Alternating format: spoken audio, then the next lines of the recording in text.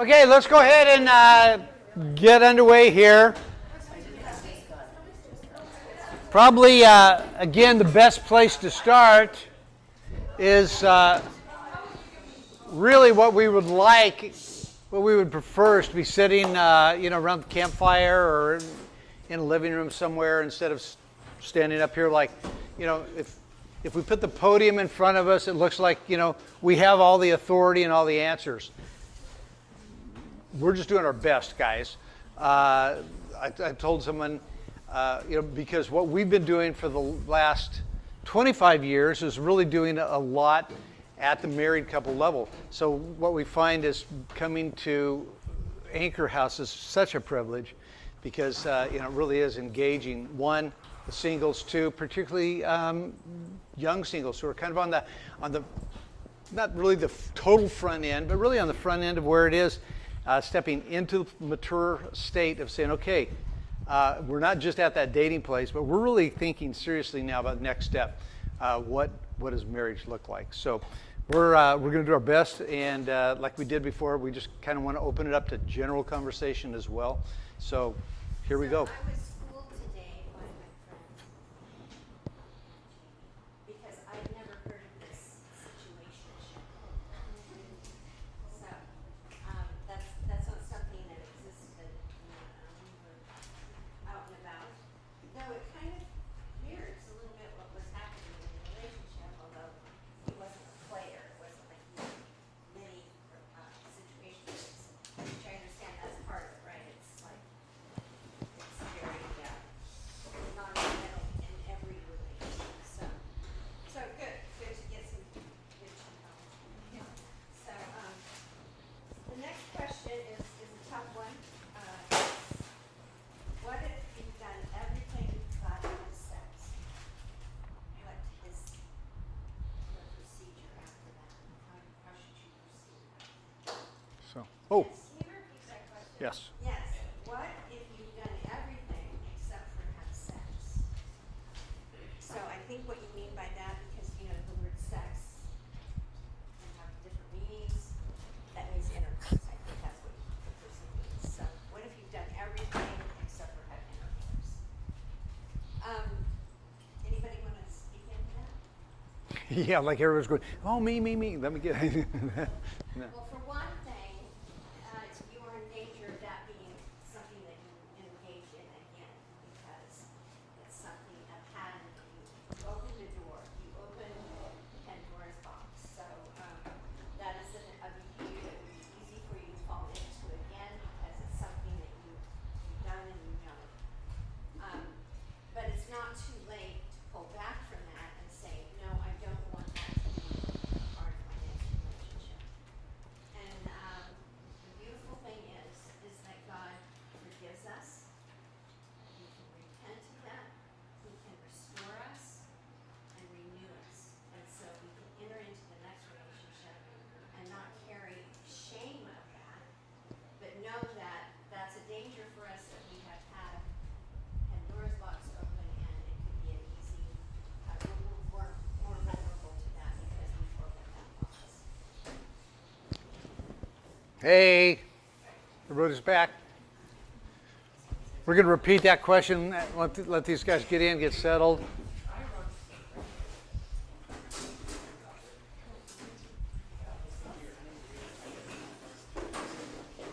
Okay, here is the question. The question we're working on right now is the question, what if you've done everything but intercourse? I'm going to take just kind of a little different approach from where Rhonda went, and that was the idea that says, let's go ahead and step over that other line. And let's say, okay, I've done everything, including having sex and intercourse. One of the things that I think is beautiful about the idea of the redemptive work of God through Christ on the cross is that He can redeem our lives completely. There's a concept that some people call reclaimed virginity. And that is the idea that says, man, I messed up once, or I messed up multiple times, and I want to be able to present to my husband, to my wife, a sense of a virgin when we get married on our honeymoon. The idea that Rhonda was talking about, that God offers his forgiveness to us, and in your heart, in your mind, even in your soul, if not in your body, you have that opportunity of reclaiming that because of the forgiveness of Christ. To be able to come back and to say, okay, from this day on, I'm making a pledge, I'm making a commitment between me and God to be at that place that says, I'm going to live in abstinence and virginity. And to be able to explain that, any mate that you would have, any partner that you would have, if you were able to say that to them with all integrity, to say, on this particular time, I made a commitment on this date, this season of my life, that just said, I am choosing virginity, even though I have violated that in the past, stepping into it. That's a statement of integrity and honor. So how do you come back then and begin to live at that place? Because as Rhonda said, you've already crossed that line. As our friend put the phrase, obviously once you know the rules, you want to play the game. Not only do you want to play the game, but it's so much easier to cross those boundaries. So what you need to do is you need to create further boundaries for yourself. So the Pharisees and the Sadducees in the New Testament, who were they? The rulers, the religious rulers, the keepers of the law. What they did is basically, in the Old Testament, there was like 365 primary. So you have the Ten Commandments, and then you have ordinances that Dane is going to be talking about, ordinances in the law, the Old Testament law. So what they did, what the Pharisees and Sadducees did, is they would take a law or an ordinance, and they would create circles around it that were like hedges that said, because I don't want to ever violate this law, I'm going to create a circle around it. And then they created a circle around that so they wouldn't fall into that. Kind of a crazy situation. Growing up, I used to get in trouble because when I was kind of a little guy, I would go, "Oh shoot," and my mom would say, "Oh, don't say that because that sounds like shit," And so it was like, "Oh, I know I shouldn't say that." So she said, "So don't say shoot," and then it was like, "Oh, another step over here said, don't say oh darn," because it kind of is the same thing as saying, trying to get away from saying oh, and so that was kind of what they do. Yet at the same time, sometimes because we have stepped over bounds, we do need to put some hedges around.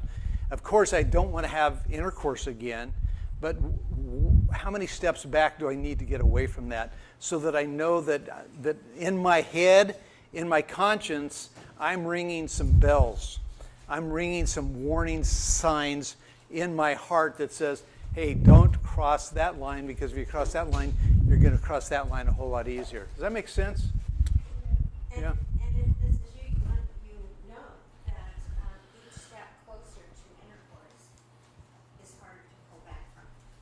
So that's why the prohibition is not to go there, to have a boundary that keeps a wide margin so that you're not tempted to go there, because it is harder to get closer to it, just to pull back and say, no, I'm not there. And this morning we talked about the idea that a kiss is a threshold. You are going to have to know, if you're considering this, you're going to have to know within your own heart, within your own body, what some of those threshold signals are for you. And it would be worth it. It would be worth sitting with a counselor or a trusted advisor, mentor, to say, okay, here's what happened. Here's what the violation was that I did, and here's the things that I know about myself. Help me to think how to step back from that. So. Okay. The next question is, how important is physical attraction when choosing a partner? For example, if you find someone who checks all the boxes emotionally, but you're not physically attracted to them, is that a deal breaker? Also, does it change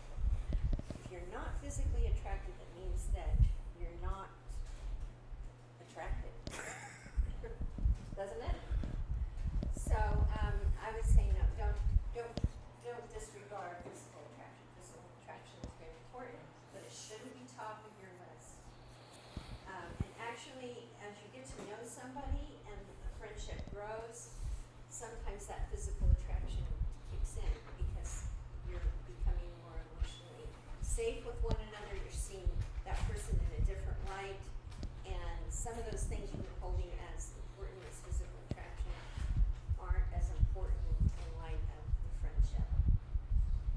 Yeah, I would agree with that. I mean, that idea of physical attractiveness is part of the passion experience. However, that passion experience can be superseded by the idea of emotional, psychological, spiritual attraction of that person. I would say that if you spend your all of your time going, man, I really like her, but you know, if I could just change this about her, it would be wonderful. Oh gosh, here's another date. We're on another date. If she just didn't have green hair, you know, I would really be more attracted to her. If her nose was bigger or smaller, I'd really be attracted to her. I mean, if that's your constant conversation in your head, probably there's a whole lot more inside. But on the other hand, two situations that I think of instantly is a friend named Kathy Hubanks. Kathy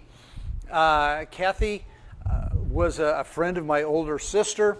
And first time I met Kathy, it was like, I mean, she was a lot of fun, but Kathy had this giant red birthmark across half of her face.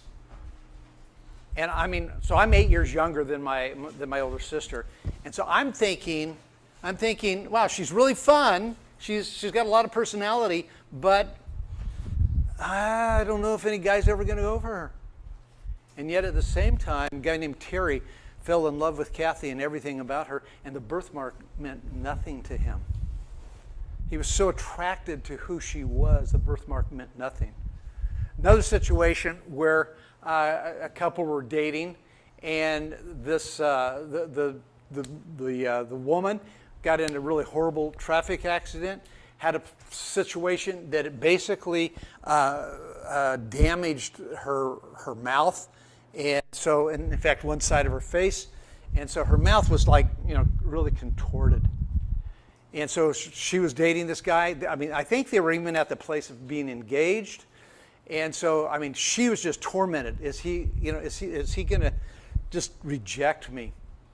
And so when first time he comes in, when she wakes up from the surgery and all that she's had, she wakes up, he comes in, and she's just like, what's going to happen? He walks over to the bed, leans in, contorts his mouth to fit her mouth to kiss her. And it's like, I mean, okay, this is the kind of thing that's going to happen at that emotional level. But, you know, I mean, I think there's the obvious part that says, you know, if I just wish her nose was a little bigger, you know, or her green hair was not there. So let me throw the question out to you guys then. Do you think physical attractiveness is more important for one sex versus the other? Comments? Go ahead. I think it depends on the person. I don't think it depends. Well, and like it probably could be a factor, but I think it depends more on the person as opposed to what their gender is. Okay, I think you're right. Yeah. I think women or men care more about appearances than women do. I often see women with less attractive men and men with more attractive women. Yep. I think men are attracted to appearance and women are attracted to person. Yeah. Okay. Right on. So, I mean, hey guys, let's be really honest here. Okay. Look here for just a minute. Okay. I mean, who's kind of dating outside of, you know? Not true. Yeah. I mean, really. I mean, it's like here you got dog face, and so Rhonda was like, you know, I mean, she grew up in Santa Monica, Malibu. She was like Miss Santa Monica, you know, and you know, you're absolutely right. You know, you see a lot of that. The other thing is, what is beauty? What is beauty? What is attractiveness? I mean, it's like, okay, let's be really honest here, okay? I mean, if a guy's going, hey, listen, I only want a girl with a big breasts. Is that a legitimate kind of thing? Might be for that guy. But I'm only attracted to blondes, you know. I only want a guy who's a surfer dude, you know. I mean, what is attractiveness? You have to know in your own head what that looks like and feels like.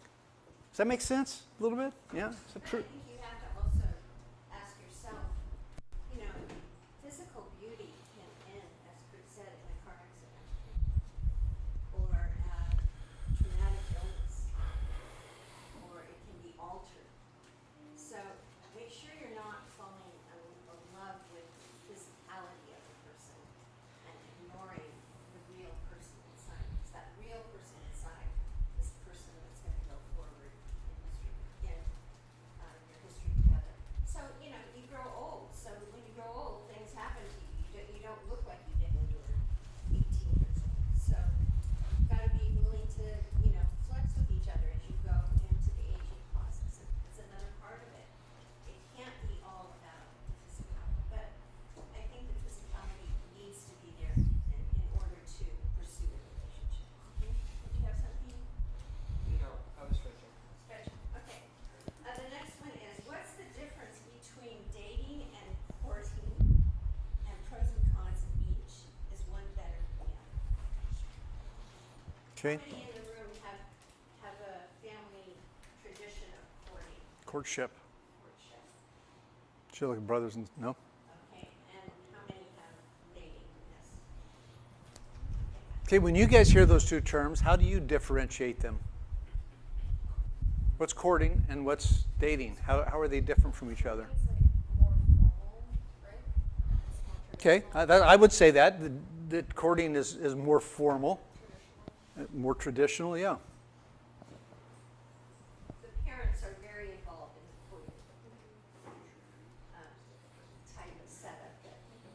That you visit the guy or girl in your parents' home in the living room, and they're in the other room. So you know, courting is very scheduled, whereas dating is independent. And- Anything else? And again, I mean, one over. With the specific intention of seeking a spouse. Yes. Specific intention. Engagement is very, very much a part of it. And like Rhonda said, often with courtship, there would be a permission thing. I would go to Rhonda's dad and say, hey, I mean, not I want to marry your daughter, but can I have permission to court your daughter? So the intentionality thing. So, I mean, it's somewhat on the spectrum. We were talking a few minutes earlier. Situationship, dating, courtship, intentionality, where those things all fit together.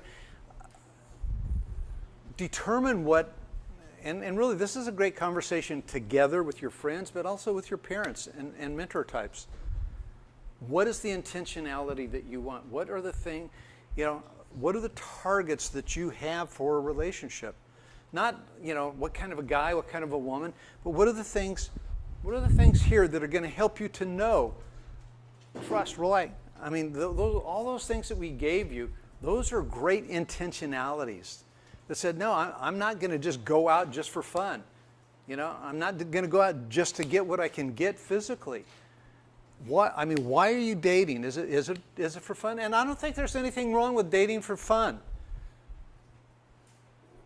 But what do you want? What do you want out of a relationship? What do you want out of this specific relationship? Are you moving towards the idea? I think a lot of couples now that we know, single couples will say, I'm not dating to just date. I'm not dating for recreation. I'm not dating for just fun. So someone will come and they'll ask them out and they'll say, hey, I just want to let you know, I'm moving in the direction of looking for a mate. And so that idea of intentionality. We have a friend who her dating standard was a guy would ask her out and she would say, I'll tell you what, why don't you come over to my house 30 minutes before you want to go on the date. We'll take a walk around the block. If that goes okay, we'll have the date. And if that goes okay, then we'll talk about another date. But she was very intentional about the fact that, You know, she was, I think, 28 at the time. She was very serious about the fact that I want to get married and I'm looking for someone to marry. So this is what we told our kids. Dating should be fun, safe, and have the goal of finding a mate. It should profit your future marriage, not detract or damage your future marriage. So those are good standards to think about. The goal is to gain a high quality, loving, romantic, lasting marriage. That's the goal. And that one part though, you can go on a date that you're not serious about possibly marrying, or that without that intentionality, and that can help your future date or mate selection.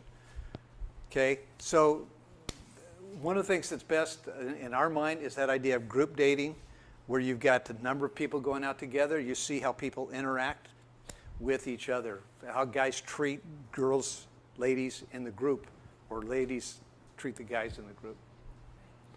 This other question, we covered most of it, but how do you properly wait to have sex in a relationship? Like not just waiting for the technicality of it, but waiting in a way that glorifies God. Do you have something more on that? Or? No, I just think that we covered some of that, but I think so a thought, reap a habit, Yeah. so a habit. Sow thought, reap a habit. Sow a habit, reap. Let me think for a minute. Sow thought, reap an action. Sow an action, reap a habit. Sow a habit, reap a character. Sow a character, reap a destiny. So it all begins with the smallest kind of thing. The way that you think will lead to the way that you act. The way that you act will lead to the consistency, which is a habit. Those habits will eventually determine who you are in your character, and by that end up being kind of your destiny. Great thing to put in memory is, as it really is a good guide for a lot of things in life, not just dating. But because we did address it earlier, I mean, back to that idea of a clear picture of what marriage is and what it's going to take to lead you that direction. Understand that marriage is about glorifying God, pursuing a sense of union, not a sense of, hey, how do I find fulfillment for myself in this? How do we find fulfillment together by becoming in union with each other to glorify God? The next question is, how long should you wait to get married? How long should you know each other before you get married? And of course, we have the 90-day initially of knowing one another before you proceed. But our opinion would be take a year, a total year, to know each other before you know each other and be dialed in to a committed relationship before you set that wedding date or accomplish that wedding date. Because a lot can happen in a year. And that goes without saying that you actually have some of this togetherness time. So if the person is deployed or is across the country and you're not really spending time together, then it probably should be a little longer because you're not having that opportunity to see contacts and situations and be in their spirit friends and then be in your spirit friends. Think of that idea of everything that can happen in a year, everything that can happen on a calendar, from a New Year's party to a Valentine's party to spring to Easter to the beginning of summer to what's. I mean, you learn a lot about people through those kinds of things. Make another statement with that. We have seen and known couples that have met, married within 2 weeks, met, married within a month, and they have been married for years, and I think happily married. Does it happen? I'm convinced it does happen. But if you're asking us the question of what's wise, what's prudent, this idea of the 90 days and the 1 year, everything that we have seen says you need that much time to be able to walk through the RAM expression. Exactly. So, a question, do you think living together before marriage is a bad thing, or do you think it adds to more temptation to be intimate? So I'm a little confused with that. So are you thinking, you're going to answer me, I know,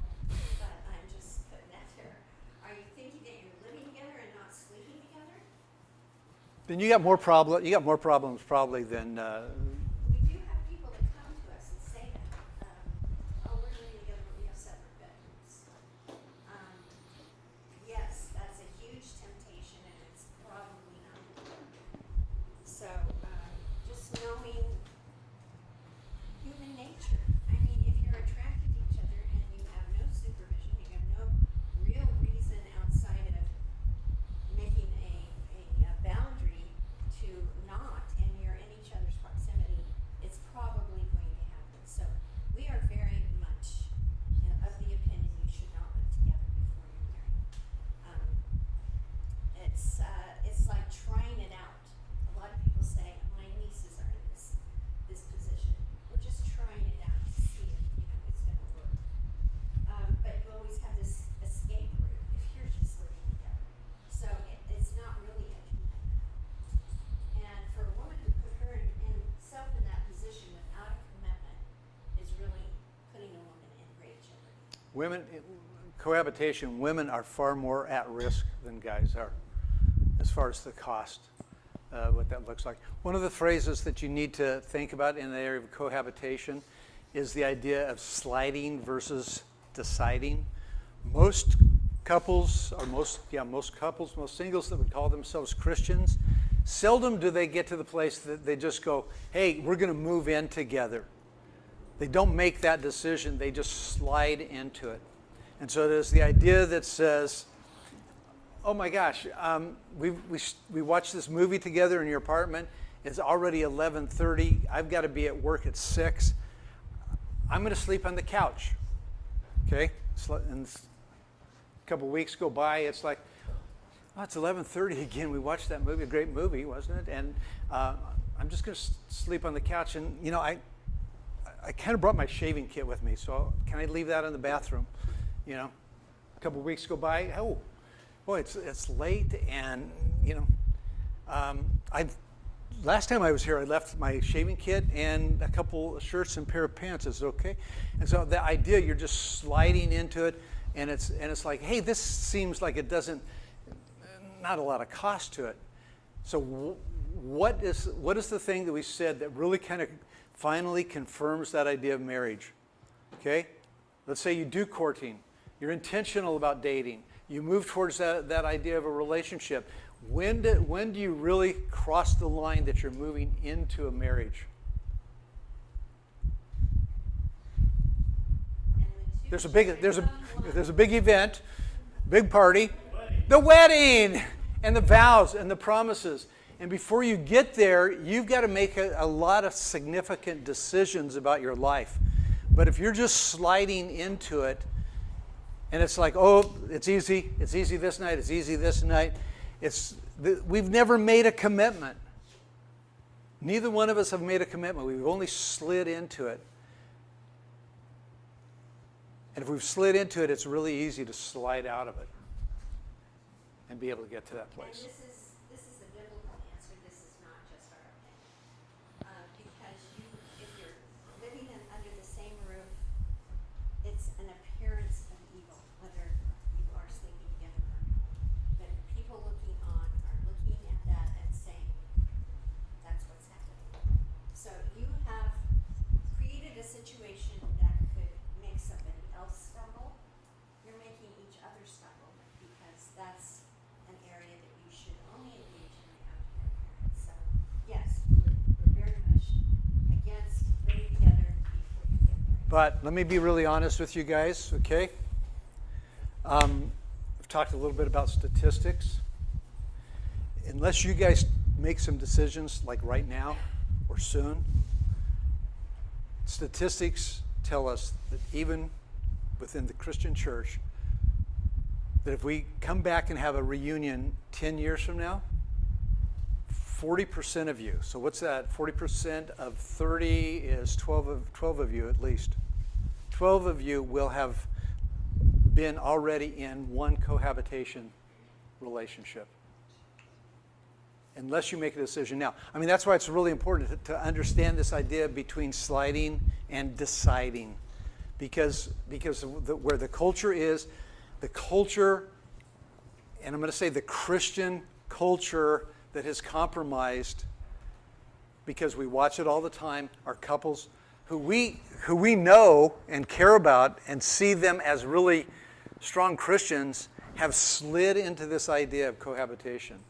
So I'm just telling you that just to be really honest and to put a really huge warning sign in front of you. Just going, beware, beware, beware. It's out there. A lot of times the excuse is, well, we're saving money when we get married, or and it's a convenience thing. Instead of protecting the relationship, because it's not just the wedding. You know, a lot of couples are putting off getting married because they want to have the big celebration. It's going to be elaborate, and it's all about the wedding and not about the marriage. And so, what is most important? The marriage that you're building to live out in the years ahead. The wedding, yes, it's important to have a good wedding and have the pieces in it that are important to you, but that's not the main deal. The main deal is building the marriage that you want to go for. We got about 10 minutes, so Okay, just should trying to. we wait to have kids? Yes. Yeah, don't have kids till you get married. I know that's not true. That's one. The sequence is important, but it doesn't always work that way. It is a good idea to wait. We had planned to wait, and 6 months after we were married, I ended up pregnant, and we were going to go with that. And we didn't regret it. It made things a little different. I was going to put into graduate school, and ended up I worked, but jobs that I could do with the little one, and he took extra jobs. It took us longer to get through graduate school, but you make it work. So it's great to wait, but sometimes you can't, sometimes you don't. So go with the whatever God hands you. The other thing is that there's a trend of people not having kids, and some of us have talked about that this week. And it's usually based on the world's in a horrible place, and so I don't want to bring anybody into it, or I don't know that I'd be a good parent because I came from, a home that was very dysfunctional. Or I just don't want to give up my freedom, and I can see that kids are a big responsibility, and I don't want to have that responsibility. And we're just going to say that actually one of the purposes of sex is procreation. I just lost a very dear friend. They never had children. I don't ever know. I never knew why they didn't have children. Sometimes people don't have children because they can't. But their end of life situation has been so hard because they didn't have that enclave around. It's a lonely life if you don't have children. Eventually, maybe in the beginning you're having all of this fun and you have all this freedom. You take all these trips. It seems like a glorious life, but having children actually enriches. That ought to be, when you get ready to get married, that ought to be part of your premarital conversation. When do you want to have kids, and how many kids do you want to have? So it becomes very, very important. Wait, one other question one other statement on the kids thing. If Rick was here and he was finishing up his idea on sexual economics that he talked about yesterday, the day before, one of the things that's happening in our culture today is that we are in a negative population growth in the Western world, meaning that there are countries. I mean, Japan is at a really threatened place. Even China is at a very threatened place right now because they're not producing enough children to maintain their culture. And so I think that's one of the reasons that God in Genesis talks about be fruitful and multiply, fill the earth. We're adopted, right? Okay, how do we reprogram our map for marriage? Read some great books about marriage. Identify when you see things in a marriage, like your youth pastor, people that are mentors to you. You can identify qualities in their relationship. Hone in on those. Two books we would recommend. One is The Meaning of Marriage by Tim Keller, and another one by Mike Mason, The Mystery of Marriage. Great books. And then this book that we've been promoting this week, John F. How to Avoid Falling in Love with a Jerk. My parents have a great marriage. I want Wait. another book from the back of the room, Single, Dating, Engaged, Married, right? So these guys have recommended it, said that it's just really a powerful, it's something we're going to order and take a look at. But again, these guys have found it to be really informative, motivating, as well as not just the book. The speaker's name is Ben Stewart. So I don't know if that means anything to anybody else in the room. But again, listen to it, read the book, talk to these guys about it. Yes? What was the second book you said? The Mystery of Mischief by Mike Mason. My parents had a great marriage. I want a marriage just like theirs. How will I be okay if my marriage isn't like theirs? Can you come back to that one for I'm going to come back to that, changing your marriage map. Two things I would say with that. Keep the marriage map idea in your mind. Just kind of think that, and when you begin thinking about dating or courtship or whatever you're going to call it, think of that in your mind, that okay, here we are. I guess I've got to use technology idea. I want to get from here as a single person to the place of being married in a happy marriage. Think in your mind, okay, if that's it, how do I get from here to here? Actually begin to look at that. And what does this destination look like? If you come from a place where you haven't had a lot of good input about marriage, read these books that we're talking about. We talked about getting with some mentors, some people that you look at them and you go, hey, boy, these guys have got a great marriage. I know you guys aren't rich, but find some couples and say, hey, can I take you out to coffee? Can I take you out to dinner? I mean, few people are going to say, no, I don't want a free dinner. I don't want free coffee. Just get with them and just talk about what does marriage look like? How does it work? So this question was like, my parents have a great marriage, and will I be okay with mine? It's different. Your marriage will be different because you're different people, and you need to be open to that. You're looking for qualities, not an exact replica. We always like to say to our couples, this is your story. This is the story God is writing about your lives coming together. And it's going to be beautiful, whatever it is, because it's your story and God is the center of it. Your parents' story is great too, but you're comfortable with that because that's what you grew up with and that's what you basically know. But be open to what God wants to do in a marriage, what He's going to give you as your story. And both of those last two questions. Another question that when we work with premarital couples that we ask them is we'll ask them the question, we'll just say, hey, tell us what you would like to avoid. When you look at your parents' marriage, what is one thing that you want to make sure that you never have that in your marriage? And what is one thing that you want to make sure that is exactly like, no matter how bad your parents' marriage is, you can find one thing good about it, I'm sure.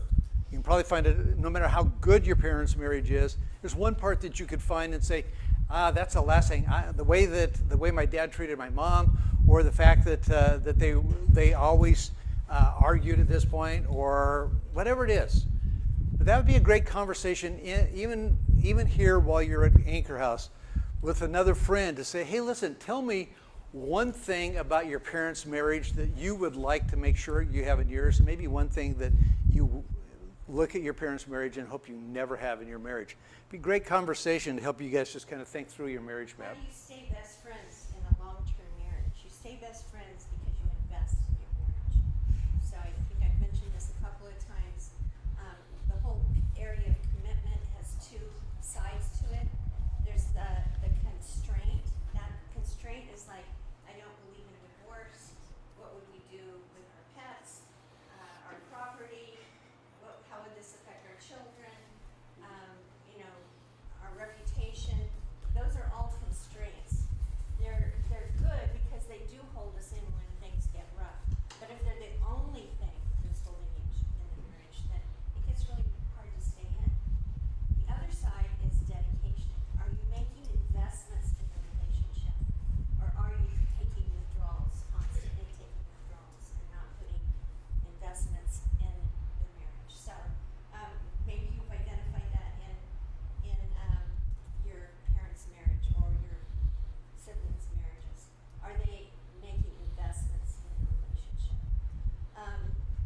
with that also on keeping it as a friendship, have fun, make your marriage fun.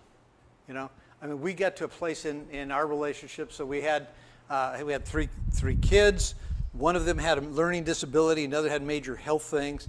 We were just living just a pretty intense life, and we realized that we were fun challenged. So we had to begin to learn to have fun again. Have fun if you want to be friends in your marriage. We have a friend of ours that talks about a pattern for marriage is once a week, make sure you have a date night. Once a month, make sure you get away for an overnight with your spouse.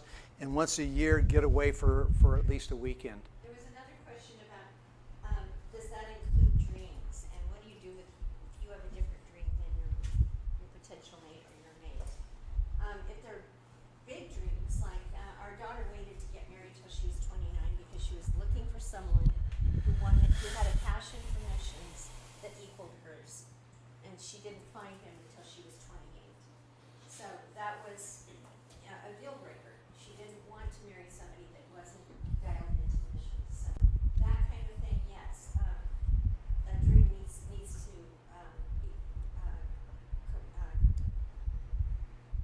copacetic.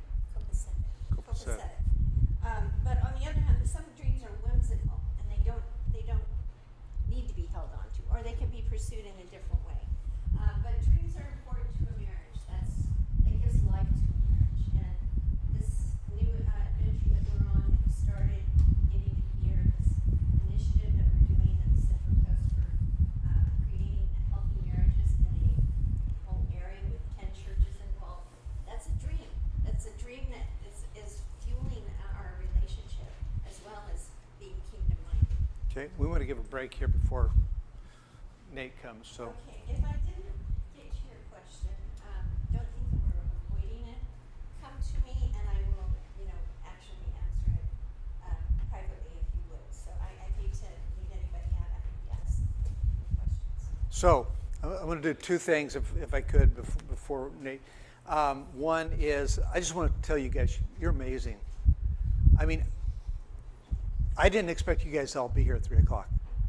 I mean, to say, oh yeah, it's a great. I mean, actually, it was kind of crazy when we said, hey, next class is at 4. Why don't you come at 3:30? You go, well, what about 3 o'clock? It's like, what? What are you talking about? And you guys are all here. I mean, your interest, your eagerness, your passion to learn, guys, stay teachable. You're amazing. You really are amazing. Yes. Thank you, but actually, you two are amazing. Thank you for that. The other thing that I want to ask is, can everybody come up here so that we can get a picture with the whole crew?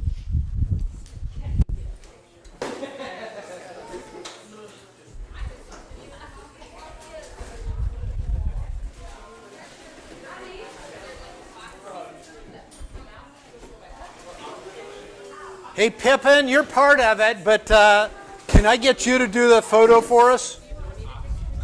Oh, no, we want you in it. But you're kind of like our second year. Yeah. Yeah, some kind of tears.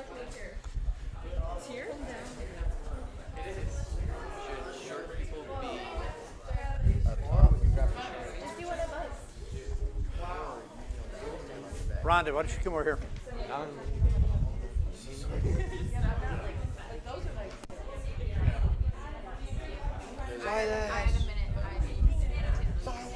right here by you. Sorry. Sneak in here. All right. Yeah, Rhonda just told me I have to get rid of it. Scott. Awesome. Actually, because I'll take it if you want to get rid of it. Okay, cheers. Actually? Yeah. No, you're joking. No. It's yours. Yeah, it's yours. This is a large, man.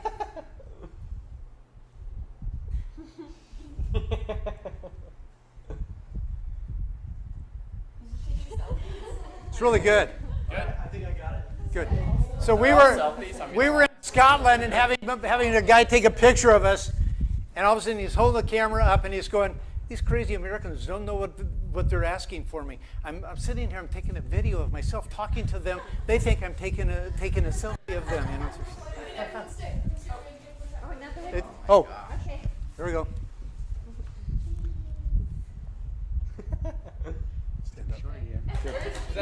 Actually, Yeah, yeah. I mean, the Bible. rid of it? Yeah, Why? no. The Bible says the guy asked for your shirt, give him your I mean, pants it's too. okay, it's So- okay. You get- No, it's yours. Actually? Yeah, I've got to get back in the center chain. But see, Rhonda told me. How It's, do I like the hole? Yeah. That's why I noticed it. yeah. I'm not even joking. No, that's It's that kind of in, you know, like it's vintage. But again, here we've got, like classy, Yeah. dressed nice.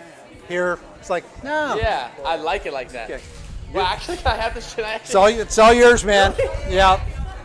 cross? Yes.